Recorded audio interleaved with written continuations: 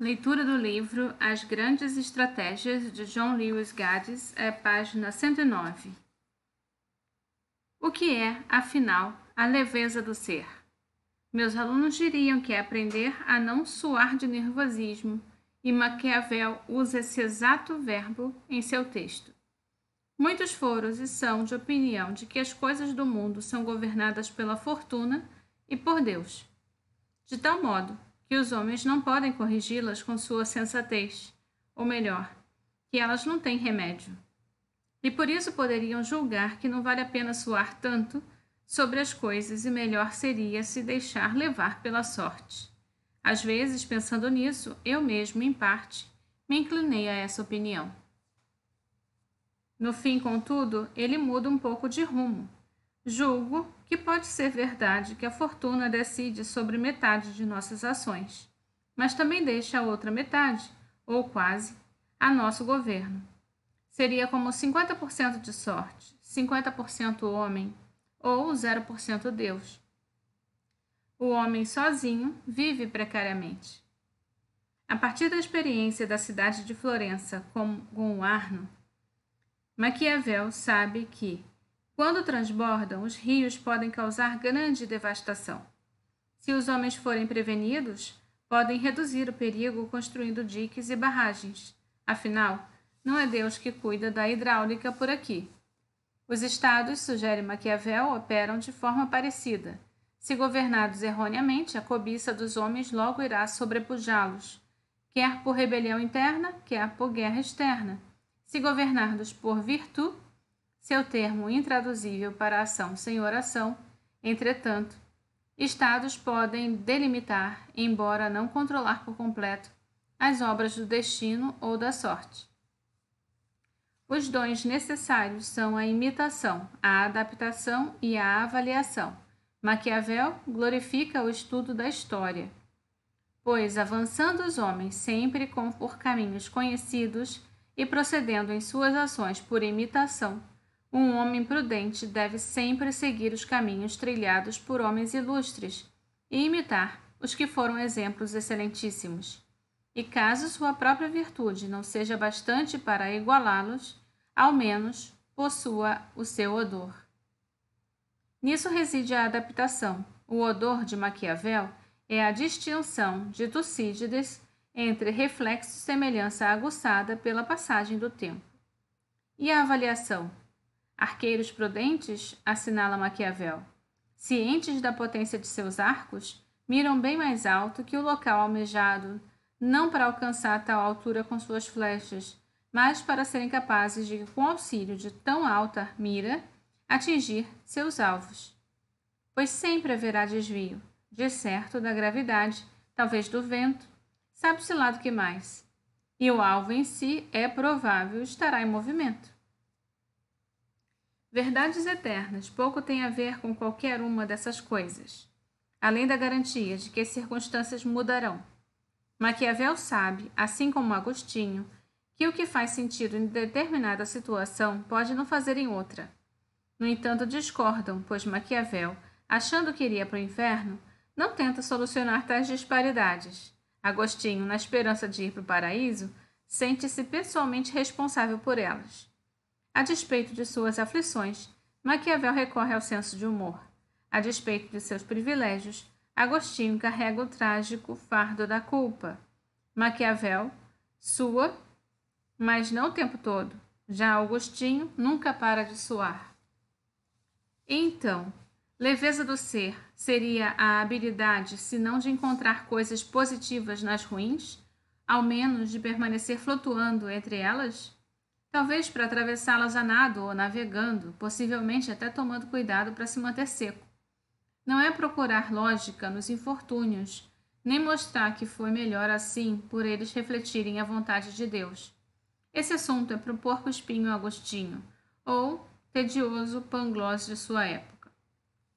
A despeito dessas diferenças, Agostinho e Maquiavel concordam que guerras devem ser enfrentadas, e, sem dúvida, estados devem ser governados por meio de condutas pré-especificadas. Ambos reconhecem que aspirações não são capacidades. Eles preferem conectá-las por meio de checklists, não por mandamentos. Porém, enquanto Agostinho, empregado, podia passar anos explicando a racionalidade divina, Maquiavel, desempregado, procurava um trabalho, ou seja, precisava ser claro, conciso e humilde. Ele escreveu O Príncipe logo após ter saído da prisão em 1513, os ombros ainda doloridos de ter ficado pendurado pelo menos 6 vezes em uma corda amarrada com seus pulsos nas costas. Um dos perigos e aflições aos quais Maquiavel se referiu em sua carta a Lourenço de Médici, ainda que em cartas a amigos ironizasse sua tortura. Assobiar no escuro era uma especialidade de Maquiavel. Lourenço provavelmente jamais leu O Príncipe. Sua mente não era uma das mais brilhantes da época, tampouco lhe serviria de alguma coisa a leitura, pois morreu em 1519. O próprio Maquiavel faleceu em 1527, 5 anos antes da publicação de O Príncipe, que aconteceu em 1532. Desde então, o volume se tornou ecumenicamente notório. Dizem ter justificado tanto a Reforma Protestante quanto a Contra-Reforma Católica. Fez parte da primeira lista de obras proibidas pela Igreja Católica em 1559. O livro provocou o desprezo de Shakespeare, mas a simpatia de John Locke e dos pais fundadores dos Estados Unidos. O Príncipe criou, para o bem e para o mal, a disciplina contemporânea da ciência política e obriga meus alunos a varar madrugadas. É isso que eu vou fazer depois da formatura? Se Agostinho já era um grande pecador, mesmo quando era um menino tão pequeno, O Príncipe é um grande choque, ainda hoje, para um livro tão pequeno. Sua cena mais memorável acontece certa manhã em 1502, na Piazza de Cesena. Ali, o corpo do governador local, Remiro de Orco, é encontrado cortado em 2 pedaços, com um cutelo ensanguentado e um bloco de madeira entre eles. A ferocidade do espetáculo deixou o povo a um só tempo satisfeito e estupefato, lembra Maquiavel.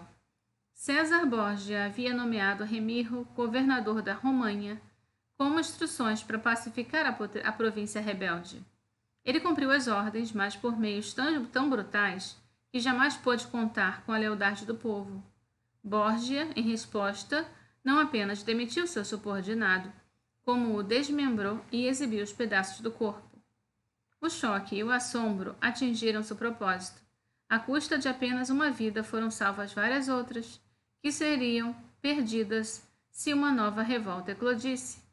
Eu não encontraria motivos para censurá-lo, concluiu Maquiavel a respeito de Borgia. É fácil imaginar que Agostinho teria criado objeções. Se nenhum pai tivesse punido um filho, ele pergunta, quem de nós não teria se tornado um adulto insuportável? Tamanha crueldade benevolente busca um bem maior.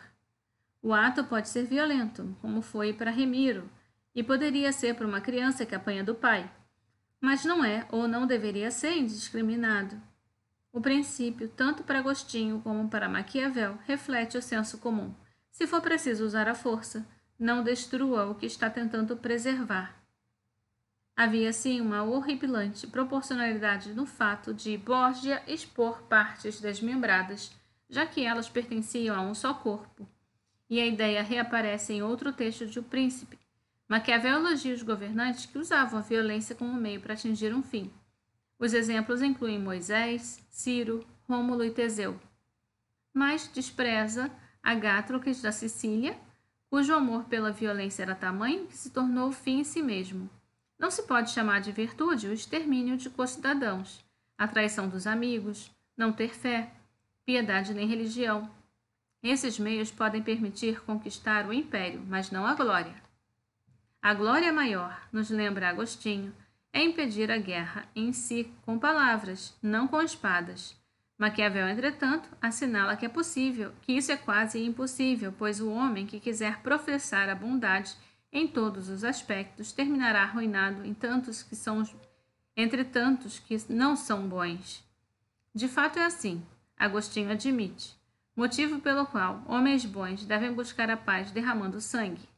O maior privilégio, contudo, é prevenir essa calamidade que outros têm a necessidade de produzir.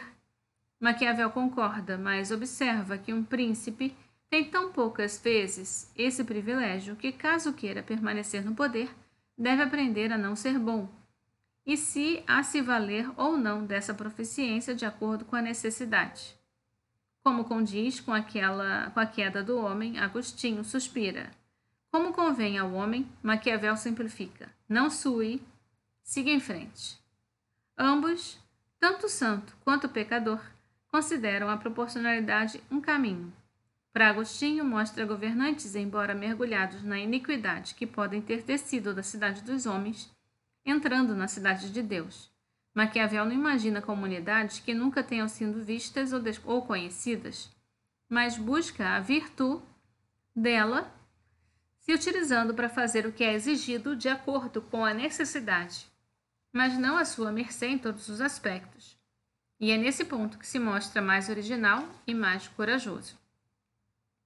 Como o melhor tradutor de Maquiavel disse, a justiça não é mais sensata que a prudência de uma pessoa que lhe diz o que obter para si próprio ou ao que se submeter. Porque o homem não pode permitir, em nenhum sentido, justiça que transcenda sua própria preservação. O astuto Florentino poderia ter apreciado, por suas qualidades literárias, um conto de duas cidades de Charles Dickens, mas teria achado Sidney Carton o herói do romance, negligente ao extremo em se submeter tão galante, no fim, ao som do tricotar, à própria execução da guilhotina.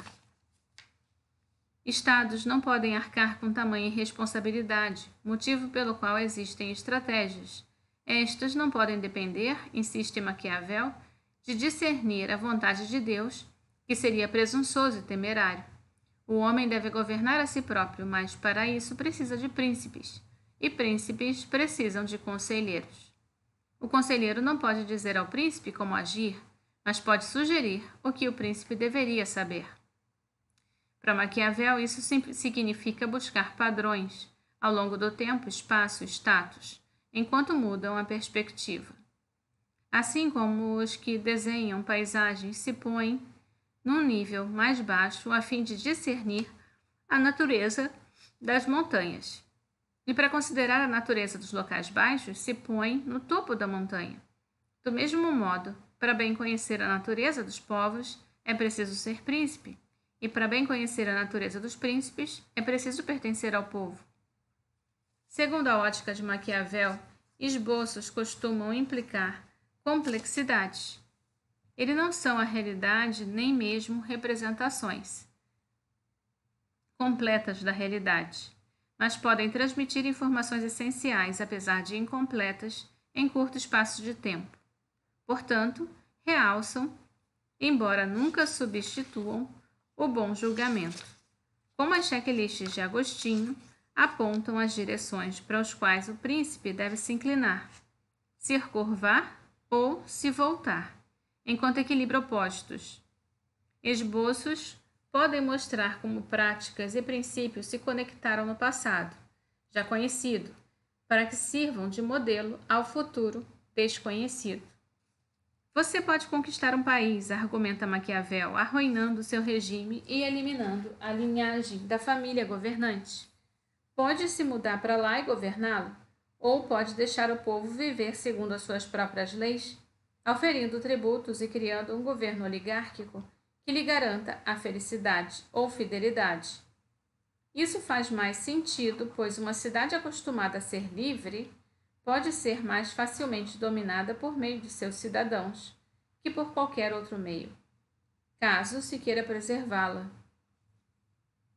Maquiavel não privilegia a democracia, em sentido moderno, mas se afasta da brutalidade e se aproxima do consenso. Os grandes, assinala, referindo-se à nobreza, sempre desejarão oprimir o povo, e o povo não vai querer ser oprimido. Então, onde dentro dessas polaridades deve ficar o príncipe? A resposta de Maquiavel é simples, até quantificável. Um príncipe jamais pode se manter no poder se tiver contra ele um povo hostil, pois são muitos, mas o mesmo não ocorre se tiver os grandes contra ele, pois são poucos. Isso não significa cortejar a popularidade no geral, é mais seguro ser temido que ser amado, pois o amor é mantido graças a vínculos de comprometimentos. Mas, como os homens são maus, à primeira oportunidade, tratam de rompê-los. O medo, no entanto, é mantido pelo temor à punição que nunca esmorece. Crueldades, entretanto, devem ser cometidas de uma só vez, daí a lógica do impacto e do assombro, enquanto benefícios devem ser distribuídos aos poucos, para ser melhor saboreados. Por isso o príncipe deve aprender quando não ser bom.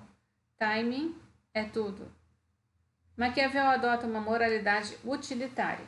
Você adapta ações a objetivos não para avançar de uma cidade nebulosa a outra, mas por já ter sido comprovado o que funciona e o que não funciona. Se Agostinho é em segredo politeísta, executando malabarismos às duras penas com incompatibilidades entre o Deus e a razão, Maquiavel expõe o próprio monoteísmo, buscando, acima de tudo, minimizar a desordem. Se louva a duplicidade, é por sua eficiência. Se que outra maneira é possível conciliar contradições em sua mente ou em sua conduta. Maquiavel é sempre honesto, mas nem sempre diplomático. Ele é, escreveu um dos seus biógrafos, o menos maquiavélico dos homens. O que é, contudo, o objetivo? Acredito ser a visão da justiça de Agostinho, na qual deve proceder a ordem.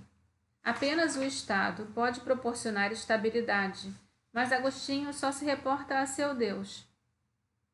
Maquiavel não é ateu, mas seu Deus não governa estados.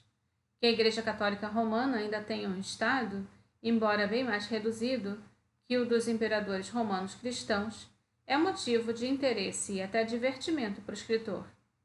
De certo, ele culpa a Igreja por manter a Itália dividida, ao passo que, em outros lugares, estados são organizados não por cidades ou regiões, mas por culturas, línguas e civilizações emergentes.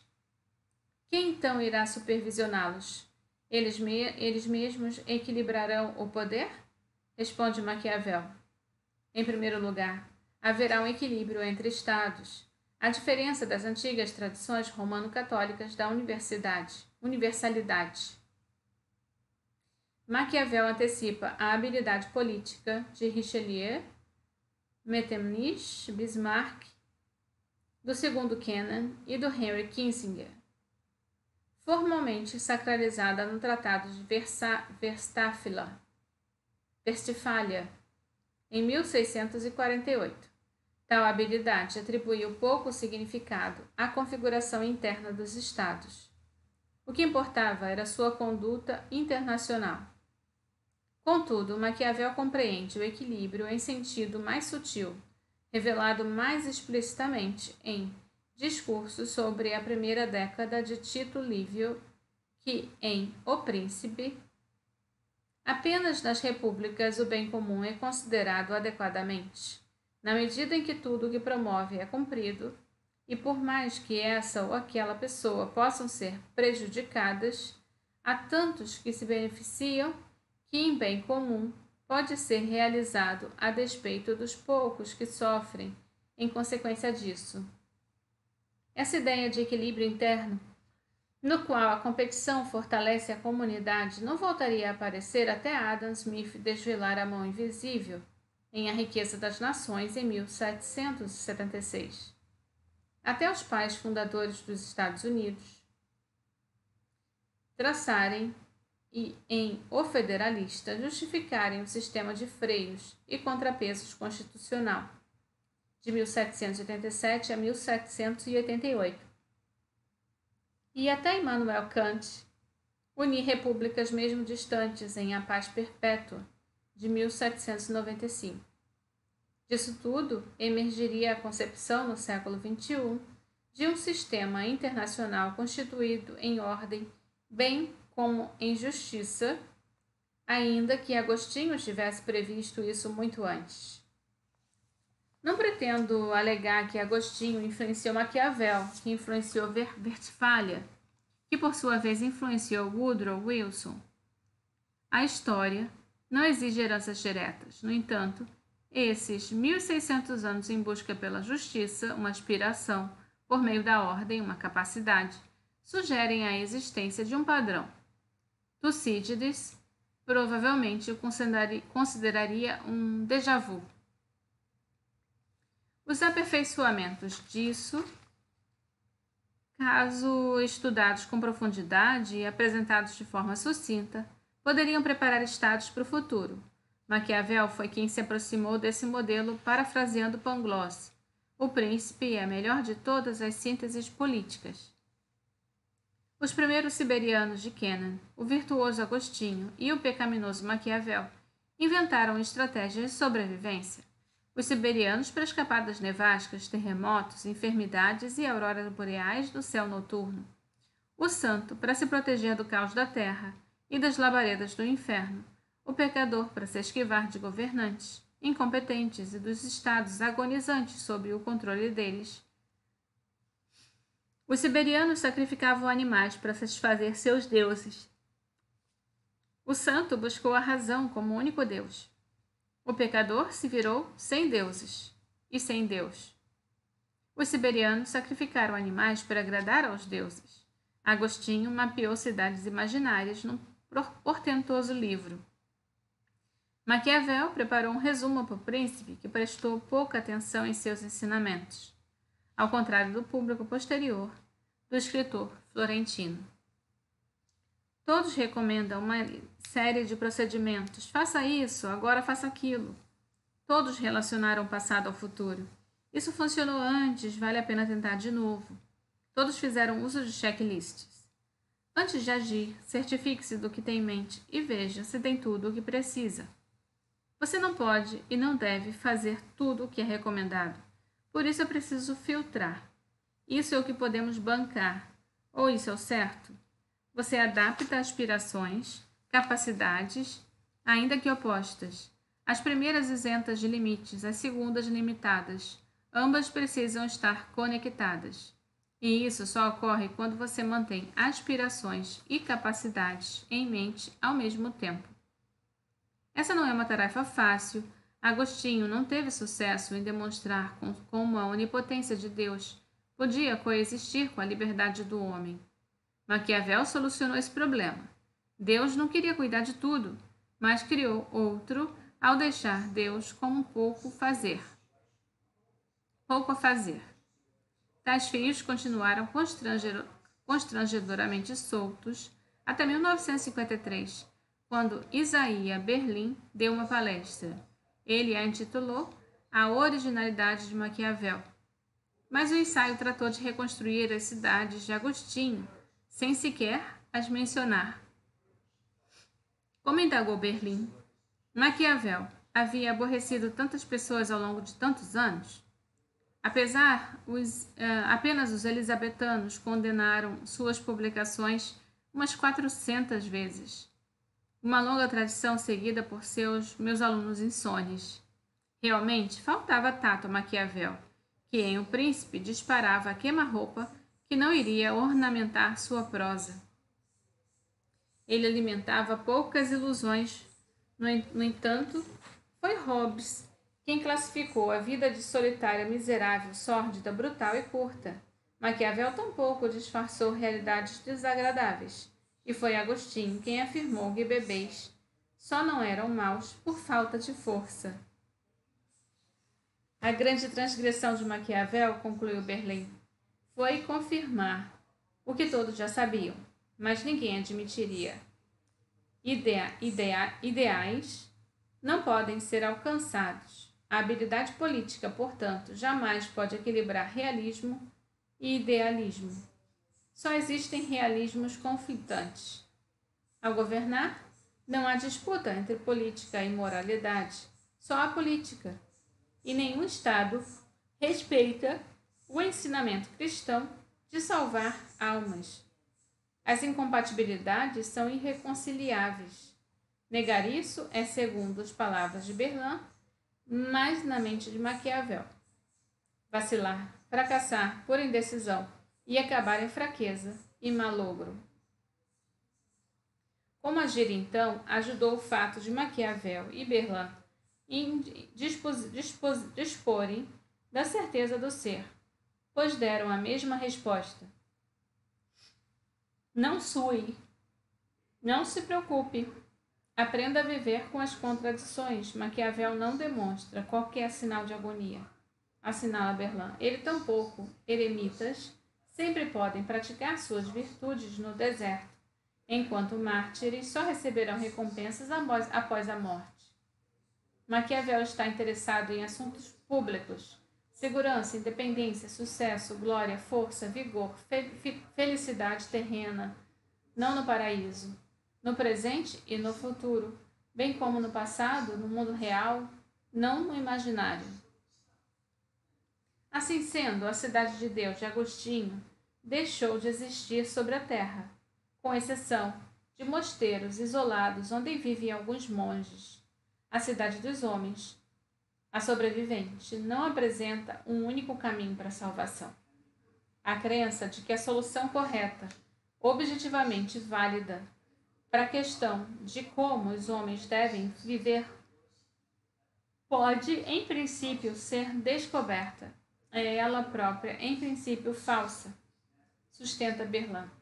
Assim, Maquiavel arrebenta a rocha sobre as quais as crenças e as existências do Ocidente foram fundadas. Foi quem acendeu o estupim fatal. No entanto, fatal o quê? A fé em soluções únicas, demonstra Berlan, levou tanto católicos como protestantes, tanto conservadores como comunistas, a defender absurdos capazes de congelar o sangue de homens comuns. O sangue de Maquiavel corria mais frio que o normal. Ele glorificou César Borgia, por exemplo, e não bastasse ter sido vítima de tortura, recusou-se a condená-la. Agostinho, nunca torturado, declarou opinião similar. Maquiavel, entretanto, foi cuidadoso ao ponderar tais absurdos apenas quando eles serviram para evitar horrores ainda maiores: revolução violenta, derrota da guerra, mergulho na anarquia, assassinato em massa, ou, o que diríamos hoje, genocídio. Berlan enxerga nisso uma economia da violência. Expressão, para ele, significa conservar o recurso da força sempre em segundo plano, para manter as coisas funcionando de tal forma que a virtude, admirada por Maquiavel e pelos pensadores clássicos e quem ele recorre, possam ser protegidas e lhes seja permitido florescer. Não por acaso Berlan usa o plural, afinal aproxima-se mais que o singular em inglês, a virtude Maquiavel, não implicando um único padrão pelo qual os homens devam viver. Os homens podem buscar muitos fins diferentes e ainda assim todos absolutamente racionais, capazes de compreender e proporcionar luz uns aos outros. Insiste Berlan. Caso contrário, as civilizações existiriam dentro de bolhas impenetráveis, incompreensíveis para todos os de fora.